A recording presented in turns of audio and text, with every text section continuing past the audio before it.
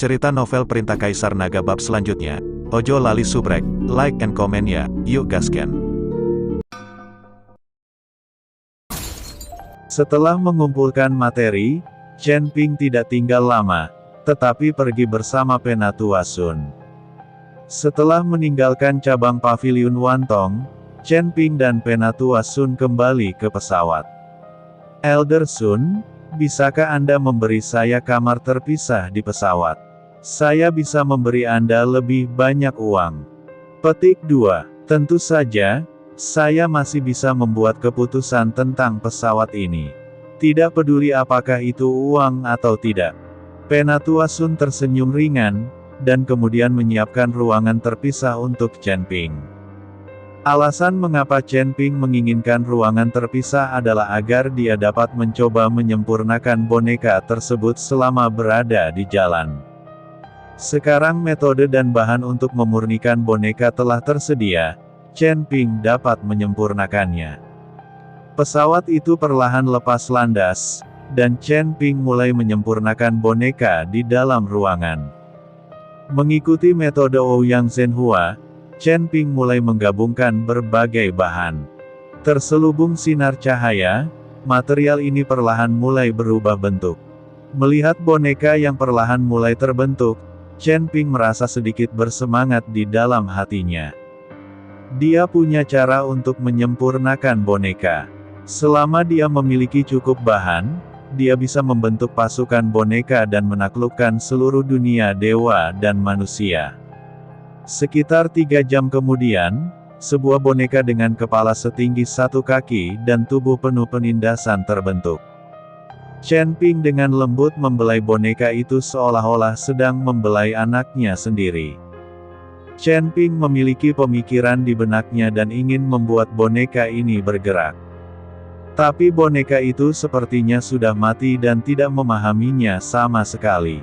Kesadaran Chen Ping tidak bisa menghubungi boneka itu sama sekali. Chen Ping sekali lagi memancarkan kesadaran spiritualnya dan menyuntikkan nafasnya sendiri ke dalam tubuh boneka itu. Namun boneka itu tetap tidak bergerak. Saat ini, Chen Ping mengerutkan kening, wajahnya penuh kebingungan. Dia tidak mengerti. Boneka itu jelas berhasil disempurnakan, jadi mengapa tidak bergerak? Setelah bermain-main untuk waktu yang lama, banyak biksu di seluruh pesawat melihat ke arah ruangan tempat Chen Ping berada. Suasana di kamar Chen Ping mengalir deras, tapi dia tidak bisa mengikuti boneka itu dan memerintahkannya. Biarpun aku ingin memasukkan boneka itu ke dalam ring penyimpanan, aku tidak bisa melakukannya. Chen Ping sedikit marah. Sial, apa yang terjadi? Jelas berhasil dibuat sesuai metodenya, tapi kenapa boneka ini tidak bisa digunakan sama sekali? Chen Ping bingung.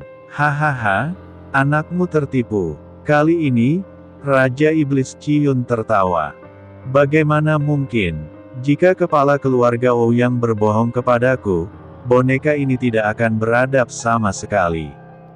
Chen Ping tidak percaya bahwa Ouyang Zhenhua akan berbohong padanya. Dia hanya memberitahumu cara pemurniannya, bukan pengemudinya. Bukankah kamu tertipu? Meskipun boneka itu berhasil dimurnikan, namun tidak memiliki sumber energi. Akan aneh jika dia bisa bergerak. Itu adalah mayat boneka yang bisa digerakkan oleh kekuatan dari mayat itu sendiri, kata Raja Iblis Ciyun.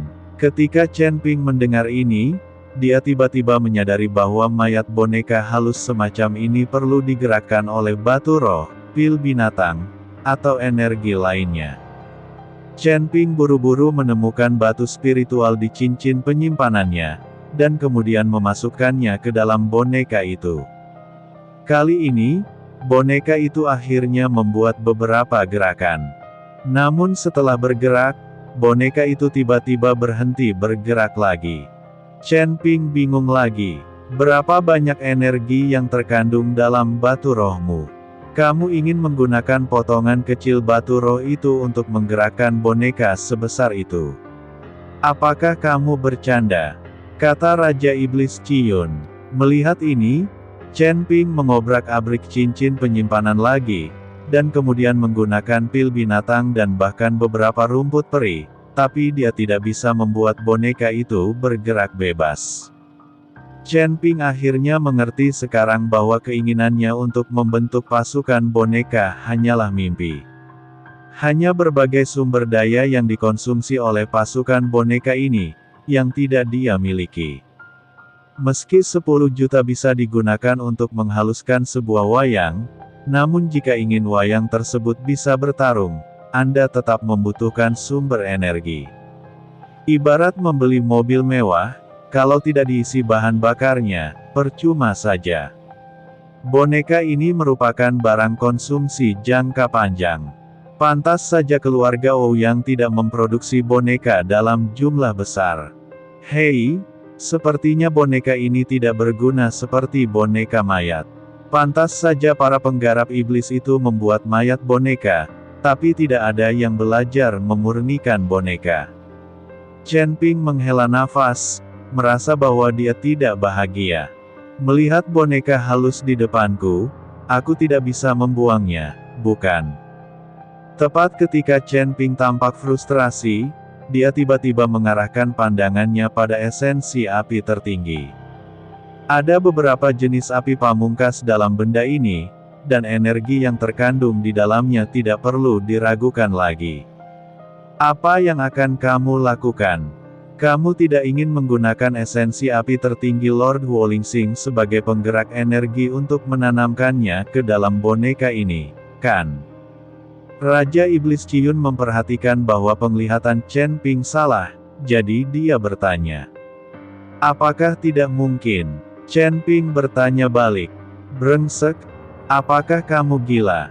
Itu adalah esensi api utama Lord Wolingsing, yang dapat dianggap sebagai harta karun dari surga, dan kamu benar-benar menggunakannya pada boneka.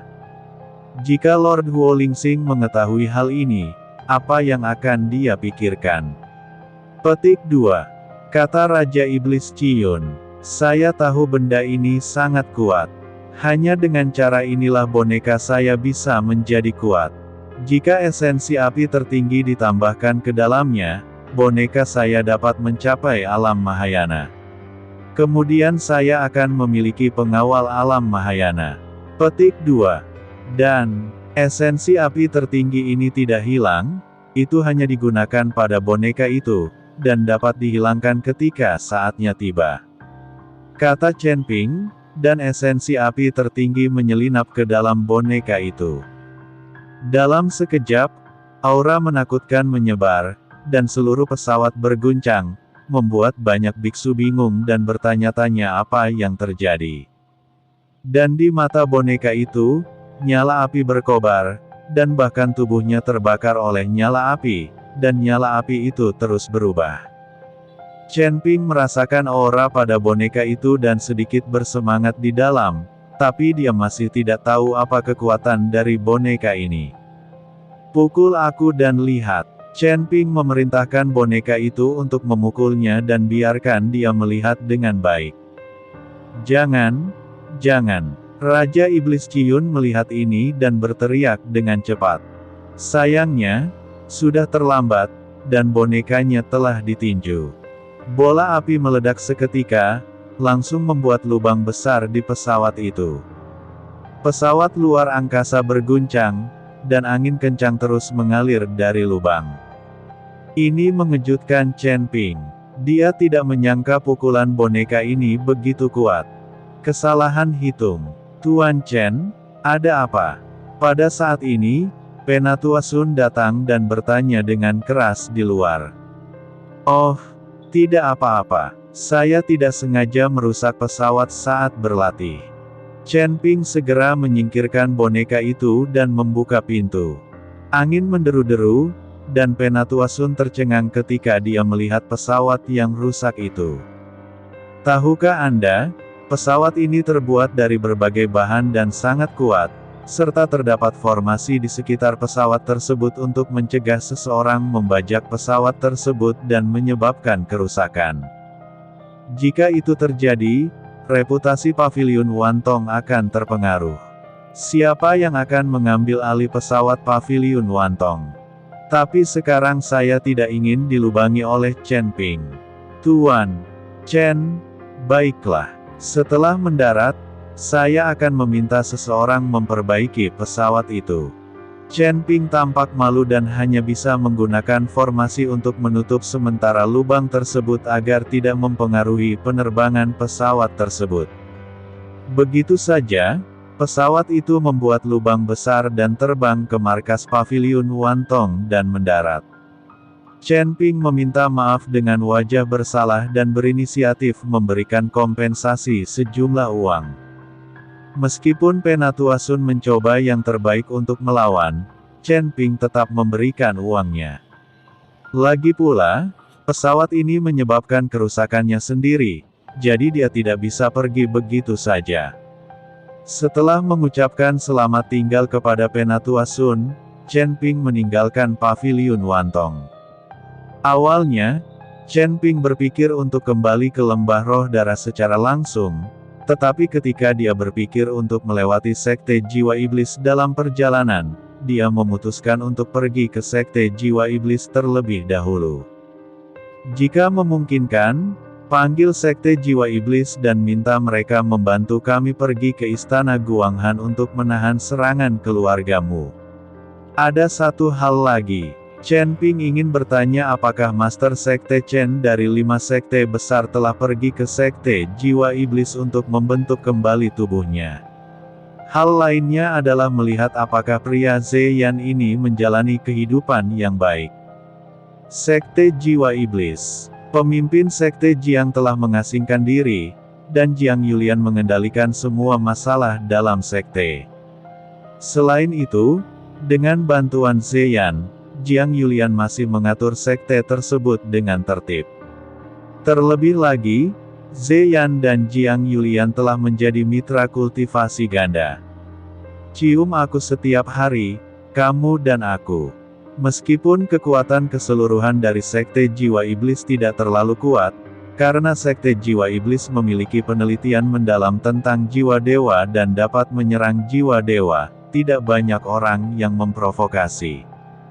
Selain itu, Sekte Jiwa Iblis dapat membantu membentuk kembali tubuh fisik. Baik pembudidaya iblis maupun manusia dapat menggunakan Sekte Jiwa Iblis, sehingga Sekte Jiwa Iblis masih dalam damai. Wakil pemimpin sekte, beberapa orang keluar. Seorang murid dari Sekte Jiwa Iblis melaporkan. Apakah kamu di sini untuk membentuk kembali tubuhmu lagi? Jiang Yulian bertanya. Aku tidak tahu. Murid Sekte Jiwa Iblis menggelengkan kepalanya. Yulian, ayo kita keluar dan melihat.